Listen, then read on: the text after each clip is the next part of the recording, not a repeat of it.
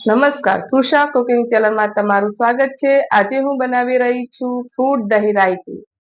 એની માટે મેં લીધું છે 400 ગ્રામ દહીં, એક નંગ દાડમ, એક સફરજન, એક કેળું, ઝીણી નાયલોન સેવ, સ્વાદ પ્રમાણે મીઠું, એક લીલું મરચું, રાઈનો બોળો, એની સાથે મેં મરીનો ભૂક્કો પણ ભેળવી લીધો છે અને તેને ખાંડી લીધો છે, ધાણા, દળેલી ખાંડ, સ્વાદ પ્રમાણે મીઠું,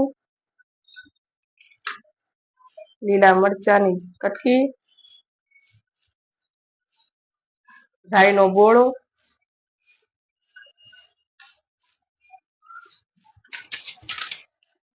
કટિંગ કરેલા કેળા, સફરજન, દાડમના દાણા, એક ચમચી ઝીણી સેવ નાયનો, એક ચમચી ખાંડ।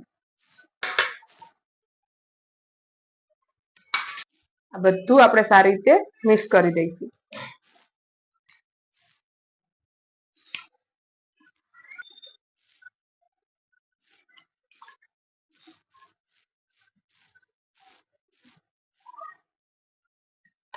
હવે આપણે આની પર થોડું ડેકોરેશન કરી દઈશું।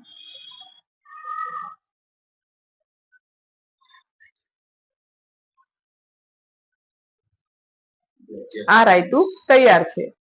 આ રેસીપી ગમી હોય તો મારી ચેનલને લાઈક, શેર અને સબસ્ક્રાઇબ કરો।